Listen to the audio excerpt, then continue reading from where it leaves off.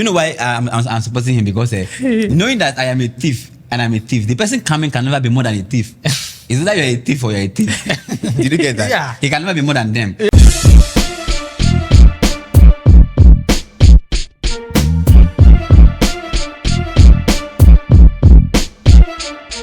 Ghana as a country has been going through a lot in terms of economic changes. And as this crisis arises, I think it's much important that we, the youth, join this conversation and see how best our voices can also be heard and see ways and means that we can help in building our country back. Today on The Focus, I have two distinguished gentlemen who are here with me to have this discussion. Instead of me doing the introduction, I think I'll let them speak for themselves. So the gentleman wearing is it love or what? Yeah, it's love. I mean, love leads, right? That's what they said. Yeah. Okay. So can you introduce yourself to us? Yeah. Good day, guys.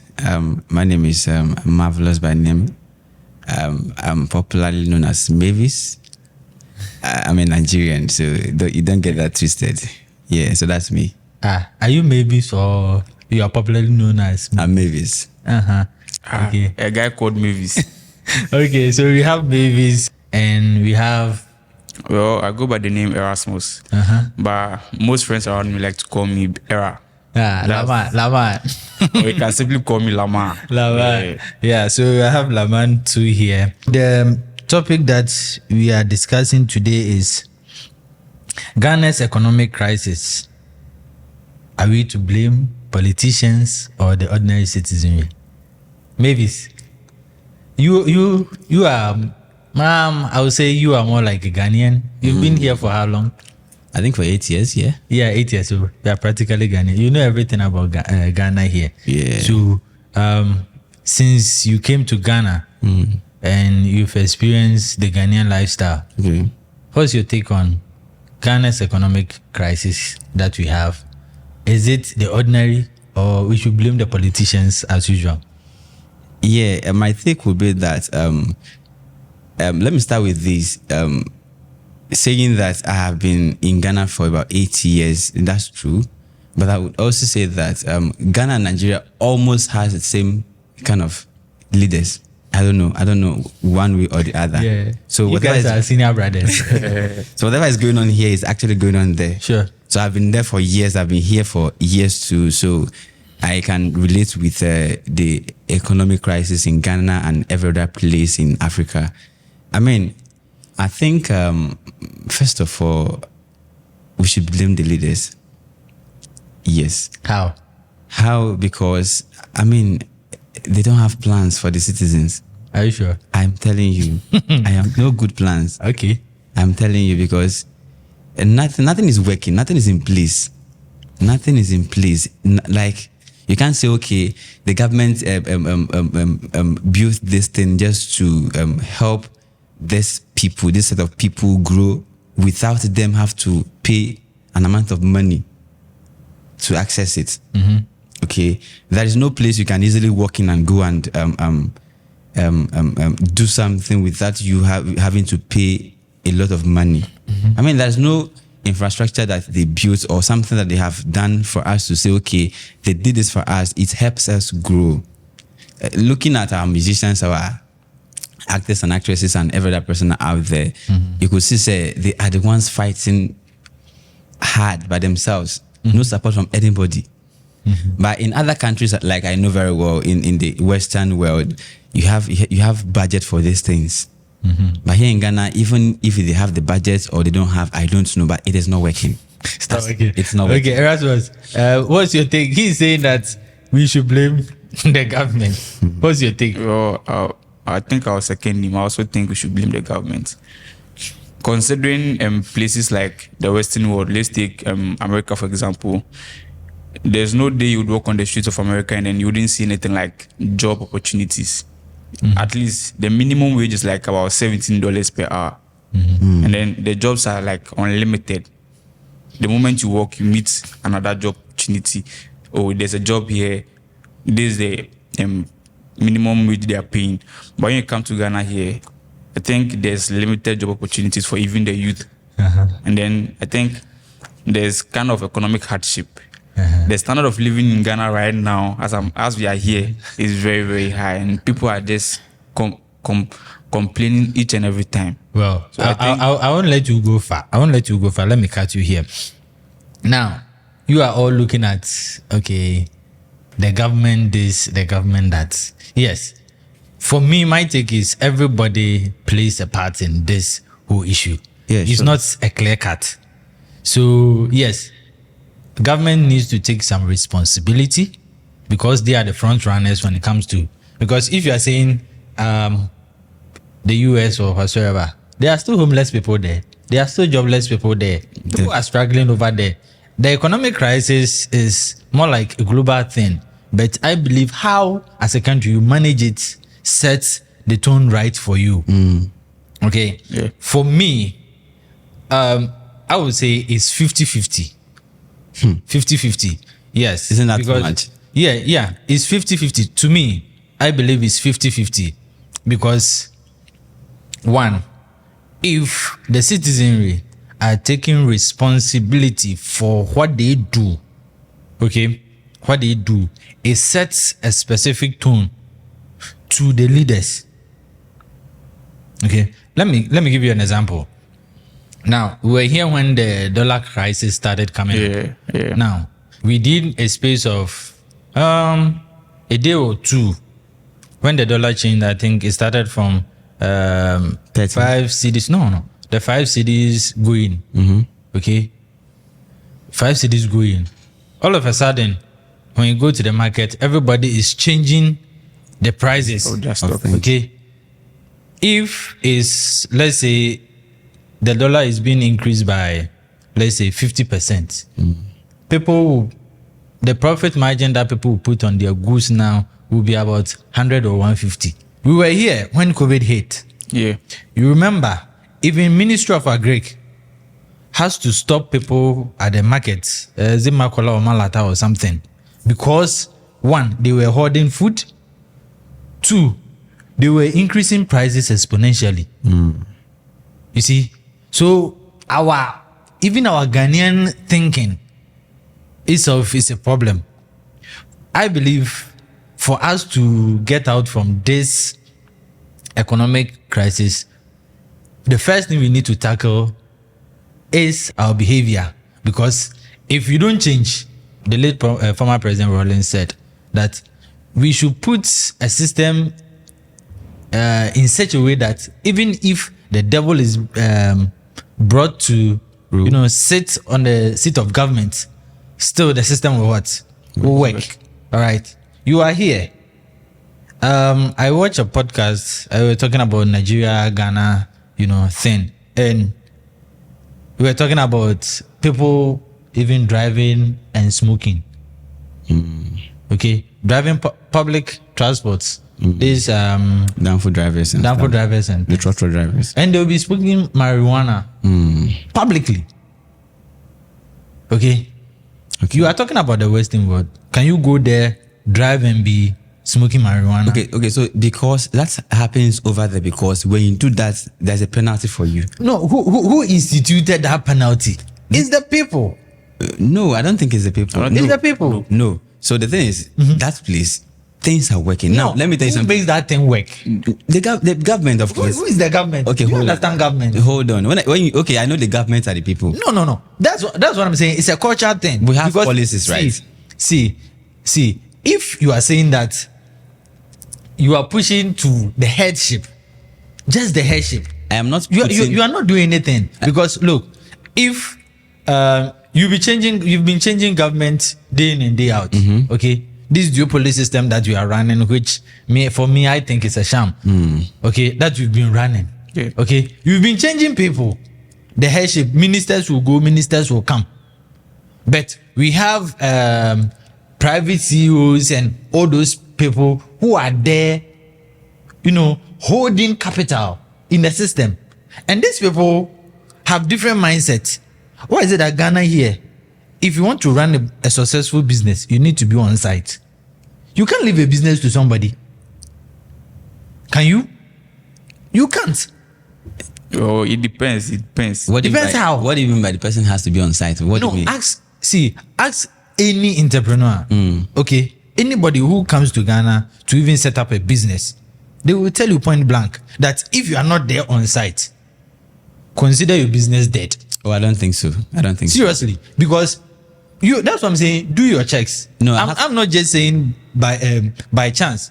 Do your search. No, I know a couple of because businesses. you need to be there, because the moment you leave, their mindset is it's not my business. Oh, nah, okay. I don't think no, so. I don't- Nah. Yeah. Who told you? I know businesses in Ghana that the owners are not even in the country. The person managing it is taking care of it like How his many? own. How many? I'm not saying. Aha. Well, So you didn't- well, you- when No, it comes, I'm talking about the magnitude here. okay. Because if you are guys- checking the numbers, Okay. if let's say 100 companies are being set up, and at the end of the day, let's say 10 are managed well. Okay, because is when it you- success? you know- Is it a success? It's yeah, never a you success. didn't start it like this. You said there's none. If you said how many, I wouldn't have said anything. But you said there is Okay, none. yeah. But how So many? I'm talking about the okay, volume. Okay, that's yeah, that's You see- that's laudable. But- Yeah, because if you leave your business here, that's what I'm saying, that for us to have this whole kind of economic issues here and there to solve, it's a 50-50. Yes, I blame the government partly, because one, Ghana here, the government doesn't even create an enabling environment for business to thrive. Now, it's easier for a foreign company to set up business in Ghana than even a Ghanaian. So I know a couple of people that they come to the country, they are Ghanaians, they get businesses, and because they are afraid that they will collapse the business for him or her, they will front it with an European. They will come, okay, this is my business, I want to run this business, blah blah blah blah blah blah blah, and they will be behind it. Because if the expatriate comes and they want to establish a business, they will run to him, giving him all the supports. But when a Ghanaian wants to establish a business here, it becomes a nightmare. Okay? It becomes a nightmare. They will frustrate you. Now, look at how many Ghanaian businesses are still running. Like, high Ghanaian businesses are still running. Do you know of Darko Farms? Yeah, I've heard of Darko Farms. That you've heard? Yeah, I've heard of Darko Farms. You've heard of Darko Farms? Yeah. Okay. Darko Farms was poultry across the country. Where is Darko Farms now? Darko Farms might have his own personal issues for. I'm telling you. So I don't know why are you blaming? No. What I'm saying is, it's 50-50. Okay. The enabling environment is not there. We, the people per se, also have this mentality. We don't have that sense of ownership. That, okay, if I'm doing this, it will have a ripple effect. If, for example, the government puts a price cap, a range, let's say a tin of milk, Okay. should be sold within, let's say, 5 cedis to 10 cedis. You shouldn't go above 10 cedis. Okay? Goods and services have this price cap so that businesses can, use that as a range to price their goods. Don't you think you have a stable inflow of, money and all that? So with this, I think I would say there's no place it's been done, even in the Western world. You can't put fixed price on I'm not saying fixed price. A cap, a range. a range. Yes. Even over there, it doesn't work like that. There's no range because now this is why it is that it won't work. Because if I sell milk and you sell milk too, I might get it somewhere cheaper and you might get it higher Good. from different place. Now, the price that I'm talking about, it doesn't only comes to the Doesn't consumers apply to alone. Yeah, Retailers. It goes to the from factory. manufacturer, From the you have wholesalers, you, everyone. you have a range. And what about those that imports the goods? So what if I want? That's what I'm saying. That even if we're doing things right, how many manufacturing companies are in Ghana now? That is it. That's what I'm saying. That it's 50-50. The government is not making that enabling environment. Alright. Because now, if we're able to produce things for ourselves, Ghana is, if not first, it changes in terms of cocoa production. Sometimes Ivory Coast Ivory is Coast. number one. Then Ghana will be Follow number one. sometime, So I think. it floats. Okay. Now, Ghana here, the cocoa that we produce, how many are being produced here? As a final material. Yes. Okay. So who's to be blamed then? That's what I'm saying. That's what I'm saying, that we have partly government, because if the government is creating that enabling environment, there's this American concept that American first. Any American business, Yes. they will first consider an American, Yes. Like the name. Keep it the name. an American owner or an entrepreneur before any other. Buy American first. Okay, buy American first. They tried doing this in Ghana. It works in Ghana. Ghana rice. What Ghana rice? I mean, there was a time they pushed Ghana rice. Made in Ghana. Oh, Yeah, Ghana should- no. That one was just, I would say, just a propaganda. Oh, it actually went a while. I mean, it worked for a while. You see, the former president Kufuor started this African print, Friday wear for corporate institutions, and it's there now. It started. It's not like people are not ready for a change. Okay. But Okay, start from it starts from somewhere. So the leadership needs to take that bold step. Okay, you need to take that bold step. The late President Mills started this campaign. You know, people were urinating indiscriminately anyhow and all that. Then he started this TV advert. There's this madman who used cane to rape somebody for urinating. Say, "Wabodam ehana wojunso." I mean, a madman telling you that are you mad? You get? Okay. Singapore now, as we speak, you can't go to Singapore and chew gum publicly. Okay, and it's considered one of the cleanest, if not the cleanest, city in the world. the world. Yeah. Singapore. It started with changing the mindset. That's what I'm saying. The culture.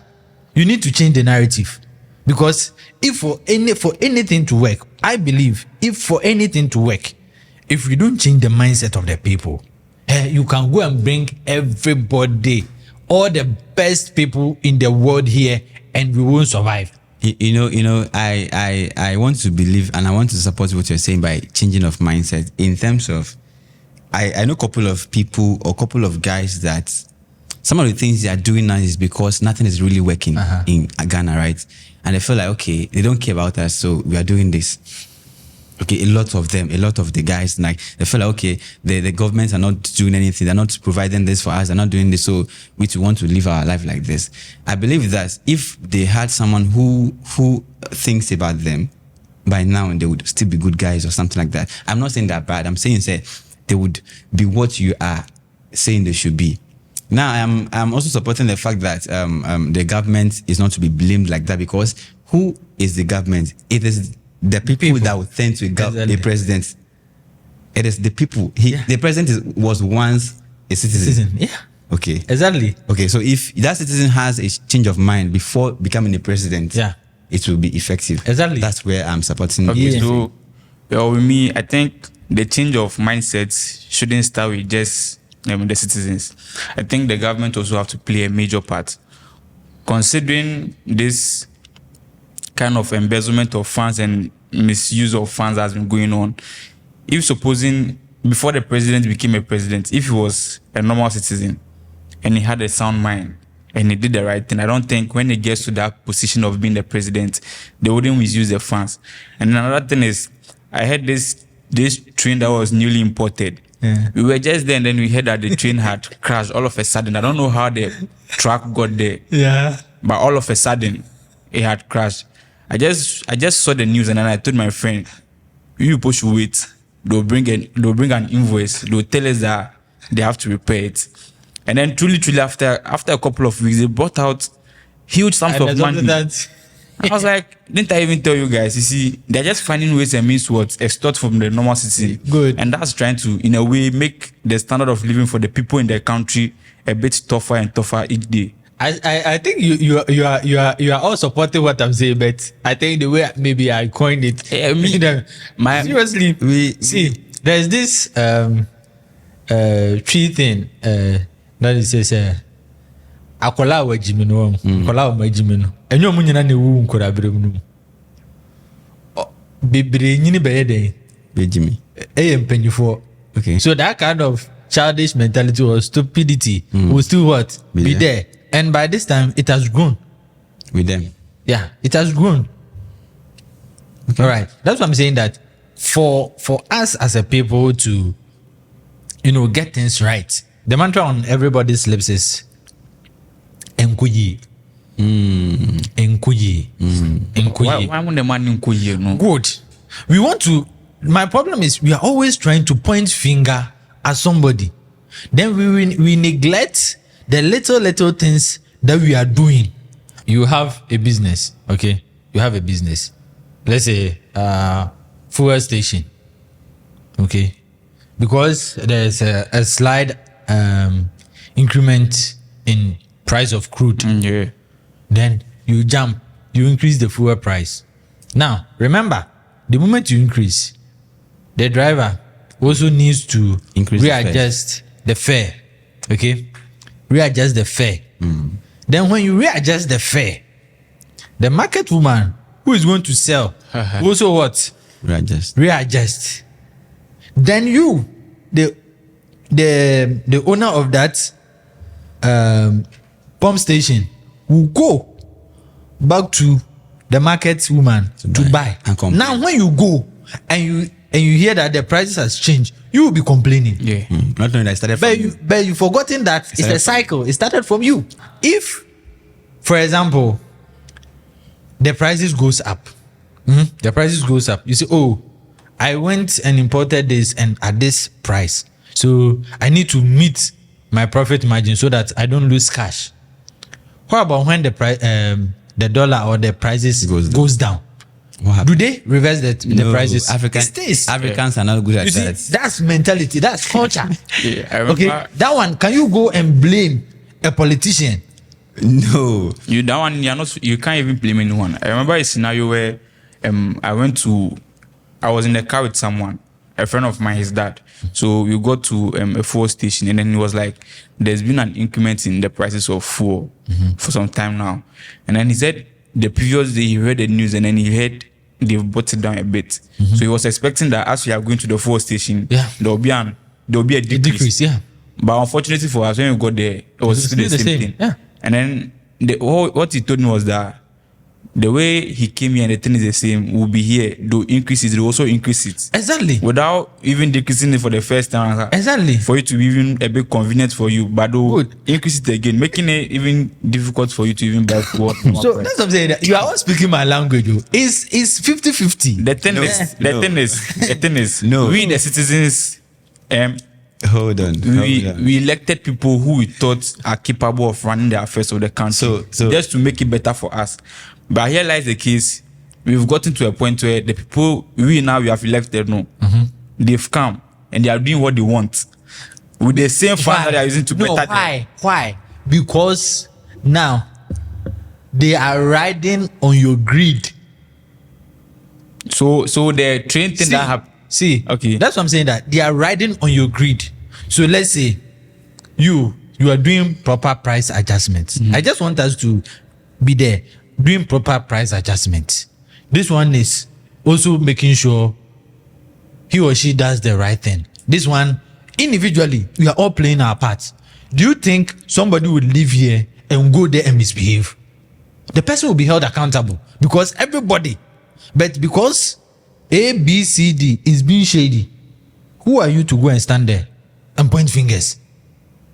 So if we treat ourselves well, it reflects on governance. I have a question here now. So do you think, when a Ghanaian leaves Ghana and travels to the US or any Western part of the world where the system works, they go there and follow the rules, right? Yes. They follow it perfectly. Yes. Now, when a Westerner comes to Ghana or to Africa, do they follow Ghana rules or they go how the citizens also do? Let me give you a classic example. Last year, we had the US African Summit. Miss Alicia Duncan,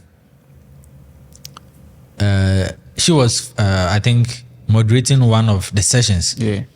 And she made mention of something that when she came to Ghana in her initial visit to Ghana, and they told her of Ghana man's time. Okay, Ghana man's time. that in Ghana, when they set the time, let's say 12, you need to psych yourself that it will start at 1. Okay. Yes. Okay. And for a moment, she had huge issues when it comes to that. But because it's a cultural thing, Yeah. she That's- needed to adjust. readjust. Thank you. That's what I'm saying, that we have to change that culture. Thank you. Now hold on. That culture, who changes it? Now, this Ghana Man time, is it the government who is implementing Ghana Man So time? hold on. That's you. The time you've taken it to the time. Okay. When you talk about time, I think it is the citizen, but I'm talking about things working, everything working in the country. Now in the US, is it the citizen that made things start working? No. When you go It started from orders from above. No. That's what I'm saying. That yes, it started from orders Yes, above. from above. Orders above. The orders above. You are saying orders above. If you don't have good morals, you've not developed that good morals, and you get that nod, can you make that change? Yeah, you know from who? No. What I'm Let saying, me get that those question. people. Let me get that question. What Even I'm as saying- a citizen or as a leader? No. Can I? As a leader, Uh-huh. Okay, as a leader. Okay. Before that person became a leader, that person had that culture upbringing before becoming the leader. Yes. So it was a direct translation of that outbringing. That's what I'm saying. Let's get it right. Now- Because see, if because we have President Kufuor is going, President Mahama is there, Vice President Bawumia Bawumia, is they are there. Look at their ages. That's what I'm saying. It's time for we the youth to be take part over. of this conversation. Okay? Because we are coming up. If we don't start changing this from the grassroots, we will grow up becoming just or even worse than them. Yes. It's You possible. get- It's possible. Yeah. We will end up becoming even worse than them because we don't have that change from the bedrock. Okay? We don't have that change. But That's why I use. my question is so considering the youth in Ghana right now, looking at US, just like you were saying, people go over there, then they follow the system, right? The system is working perfectly. You can run 3 shifts or 4 shifts a day, and then you're okay, Yeah. you be paid Yeah. good. Yeah. Bringing that to Ghana now, supposing the government was implementing better options for the youth, providing more and accessible jobs to them, I don't think some of the youth will do what they do now. Yes, I'm not saying the government is free. That's what I'm saying. It's 50-50. Okay. I'm not saying the government is free. Okay, I want No, to- don't get me wrong. I want you to- I also want you to get it that No. majority of what is happening right now in this country is as a result of the people we voted for. Yes, you said who? We So it starts from who? no, we voted for them No, it because starts from who? the citizens. No, hold on. Now look. Hold on. Now look. This guy. Let me use Cheddar for Alright. example. Okay, we are saying we need Change. a change, a third force. Now Ghana is more like a duopoly. I wouldn't say more like a duopoly. Ghana is a duopoly. is. The rest are being even funded by Just like even the two just political like Nigeria. parties. Just like Okay? Nigeria. This duopoly system. Now, you are saying that we need a third force. Now, the same person that comes out that okay, I want to start this movement of a third force. Look at how Cheddar is being ridiculed. Who is ridiculing them? Is it not the citizens? Still, Huh? Uh, Who is doing? that same thing happened Now my fault. during Nigerian election. That's P2B. it's not just a citizen. No. P2B came out to stand as a third force, and look at what happened to him. Good. Now it is those citizens that were complaining that things were hard. They are tired of the two Yeah. people. They ruling still for years. went back They went back to and vote voted. for the person that they've been complaining. I know something? I think their major issue is just trust. See, Is it we are- trust? we already. Trust- I'm coming. I'm Is it coming. trust? Yeah, I'm coming. I wouldn't say it's trust. I'm though. coming. I'm coming. I wouldn't say you it's already trust. have these two parties already running. Who? This NPP and NDC. All right. So we know if, like, let's take this current election year. People will be like, NPP didn't go the way they wanted them to rule the country. So, in their opinion, they would want to go back to what NDC. Okay, that's fine. Someone would also say they want to go for what Cheddar. But so another person can even say he doesn't have that expertise, or maybe he doesn't know his weight. He doesn't have the experience. Let me use that word. Just like the NPP and NDC would come and run the country. You feel me? So see, What you are saying now. Look. You see where the problem lies. You are even bringing it out. You are saying that the person that doesn't have the experience. Those people that you think have the experience, what are they doing? No, not even those people before they started. Did they have experience? Yeah, did they have experience? They were like normal human beings, right? Yes. So it is not about having the experience. What is the mandate? Yes. We've seen what you shown us for 4 years. Yeah. You came again. I mean, we've been. What does he want to do? The reason I'm trying to see the reason why NDC MPP for how long? the reason why the normal Ghanaian already coach Cheddar is because maybe they feel say if he comes, he would come and do other like we staffs out. Have you tried that person? Well, I'm not. That's not what I'm saying. No. What I'm saying is, no, it's a general thing. Yeah. Have we tried? No. No. So how can you tell? Because How did you conclude? See, that's who it is? If you have identified that you're a thief, okay, and then I don't know the third person coming, okay. What are the chances that the third person coming is either a thief or not? I need to put that person to a test. Yes, a test. And it's That's possible the person- risk. No. That's risk. No. Yeah, no.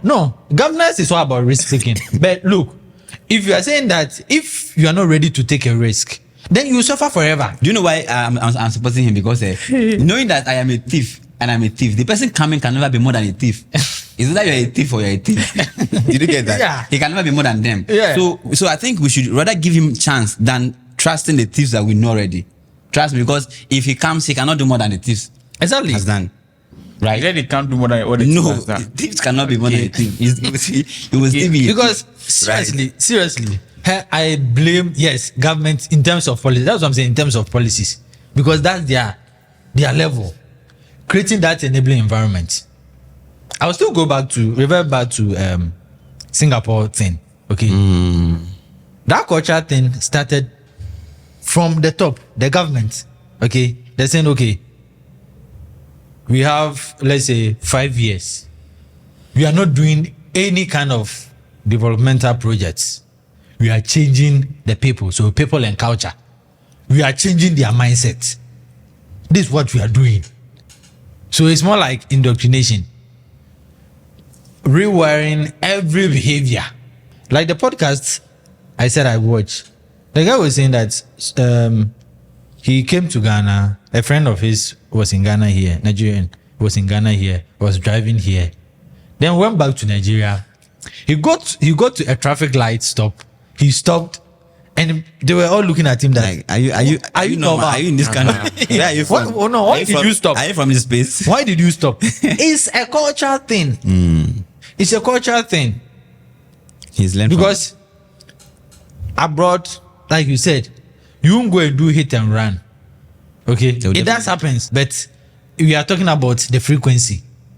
Okay, we are talking about the frequency. The frequency, I can say, if you do it over there, the possibility of them catching you is high. No, who catch you? Who make them to catch you? It's the citizens. What do you mean? Who will make them to catch? No. Over No, there. No, over there. No, see, if you are smoking, let's say you are urinating indiscriminately anywhere, who is going to report you to the police? Oh, that's like a minor sin. So No. every person seeing you. No. Let's not go far. That no. I understand where you are going. to. No. The police. Citizen. The police. Who is going to give the police the tip? The normal. The normal citizen. The police as well can see him. Probably he's around. How many times? Because can you match police one on one, 1:1 to each citizen? No, you can't. No. So it's not everywhere that you find them. But at the end of the day, the rules of engagement is being observed, whether there's law enforcement or not Around. That is a cultural thing. Okay, that's a cultural thing. It has nothing to do with leadership being there. Because I have accepted that I'm playing my part to make sure this system works. Like I said, the late President Rollins said that if we put the right measures in place, even if you go and bring the devil, the system will still what? Still Work. function. You go outside and say the system is working 24/7. Who is making the system work? The same person that goes outside, okay, pays their taxes, do everything diligently. We come to Ghana and Will come to want do Ghana these things. and doesn't want to do those things. Then at the end of the day, you blame solely on the government. So I think because if you do that thing, America, for an example, you'll be caught in a way. Hold on. I'm going somewhere. But in Ghana, you can do it and go scot-free. Why? Why? Because that's how the system is not is working. built to Who is be. the system? I'm coming. No, you can't say Who makes the system? Hold on. Who makes the system? Uh-huh. We have authorities. The authorities, who are they? They are human beings, of course. No. I already said that we are the authorities, right? But I'm saying, let's talk about things that has been placed already, rules that has been there already. The person that goes to the US and pays taxes and other things will come to Ghana and he or she wouldn't want to pay those things, and they'll be fine. Good. Nobody would question them. Nobody would attack them or fine them for anything. But over there, you don't play with them. In few seconds, police is knocking on your door. Good. Okay, now it's working. Who is making it work? Who is making it work? He's saying, I understand where you're going to. So for me, as a layman, my best option, that advice I can give is, one, we need somebody, because definitely you need somebody to spearhead this. to start, yes, Okay, you need somebody. to start the movement and follow. So we as citizens, election is This some few months Yeah, around the corner. away. Less than 7 months. Vote for that 1%. Okay, vote for that 1% that you believe will make a cultural difference. For me, that's my belief. That 1%. Okay, it can be that 1% in terms of you. It can be the MPP person or the NDC person, cheddar or whatsoever. Don't vote based on fanaticism. Yes. Do you know one thing I think worries Africa a lot? And I think it's a thing in Africa. I heard that we have families in Ghana that belongs to MPP. Yes. And NDC. No, That's They have what you call families. family and friends. Yeah. Now, family and the friends. thing is that when I heard that, I thought of it for a while, because having that kind of family, imagine, it means that even if the NDC is doing bad and they're saying Exactly. they're still there. Can I chip in this? Like- Can I chip in this? Back at my office, I had a friend, Salom. I'll mention your name here. So during Mohammed's time, okay, there were so many things that I wasn't in agreement of. So I was criticizing. Right of the shells, he branded me an MPP guy. Okay, and the MPP guys who were coming, they were happy because I was criticizing. Then it came to Nanado's turn. Then I started criticizing Nanado's government. Now, those MPP guys at that time who were rejoicing are now saying I'm an NDC guy. Now Salom, he said that, now because I'm criticizing the MPP government now I'm cool with him in terms of political ideologies. And I said, no, you are getting it wrong. I believe in policies, what you can do. Even if I vote for you, I'm holding you accountable to that one vote that I gave you. Because I didn't sell it to you. I gave it to you on principle that you do things that will benefit myself and anybody in the country. So if you are not doing that one thing that I expect you to do, I need to tell it to your face. So if we are voting based on Emotions.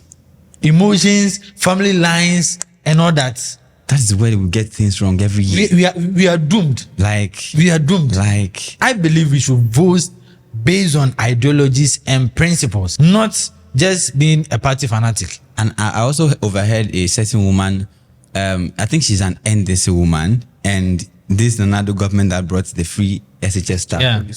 And she was like, as for the school, the daughter will go, but she will never support them, man. As for the free HSA, he has done well, but still now on free. Like, it's like they've told them that if you leave NDC or if you leave this one, I'll kill you. And now the thing is that they're passing it to the children. Yeah. They are passing it to the Yeah, it's a children. generational thing. And the children will know, say, oh, our family is an NDC Yeah. family. Our family is... Exactly. I even know a friend that the mom, the dad, the younger sister, he himself, they have a party card.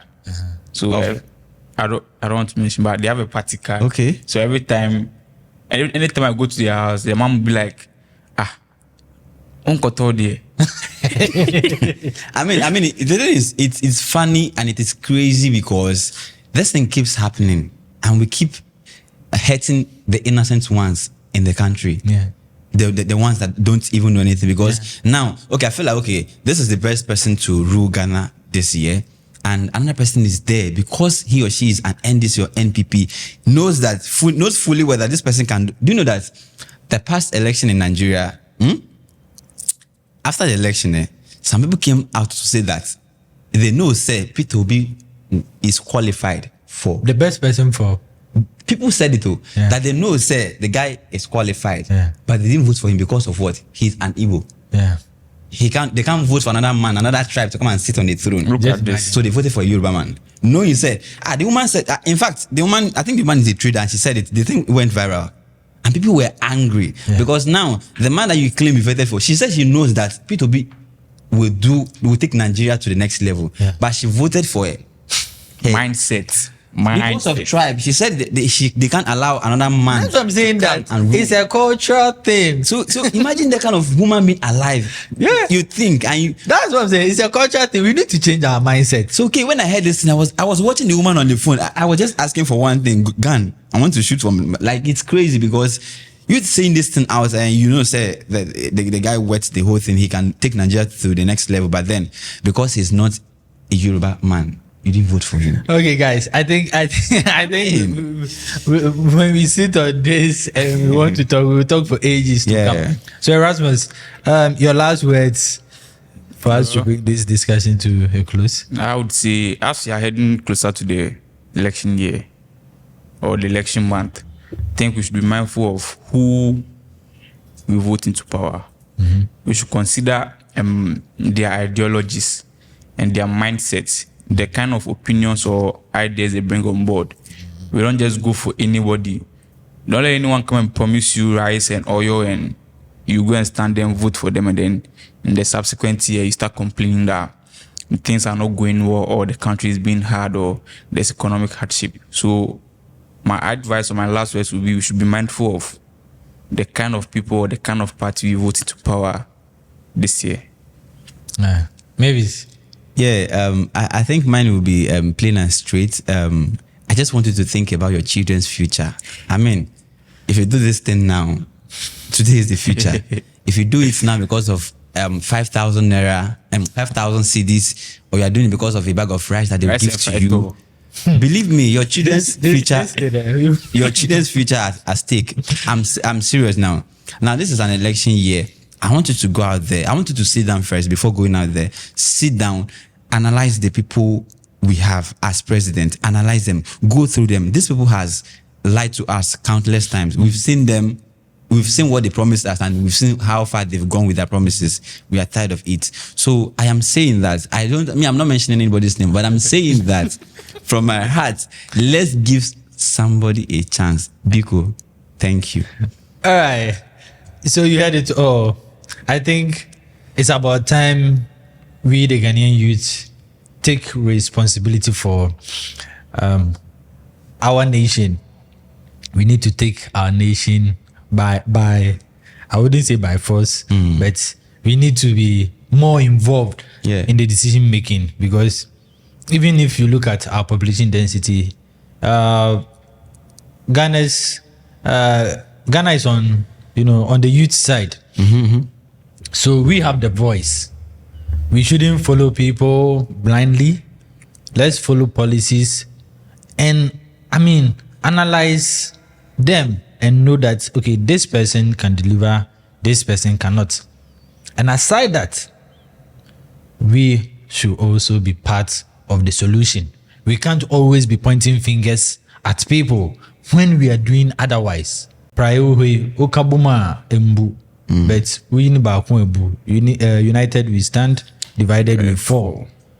It's been an interesting discussion. Please, you are not left out, you can go to the comment section and just add your voice to it. Please, I'm pleading with you that let's avoid insults.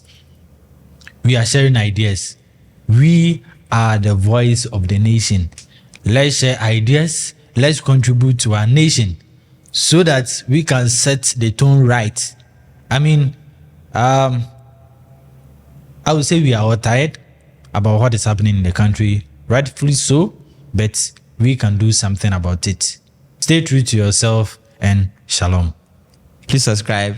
Yeah, YouTube channel. subscribe. Thank you.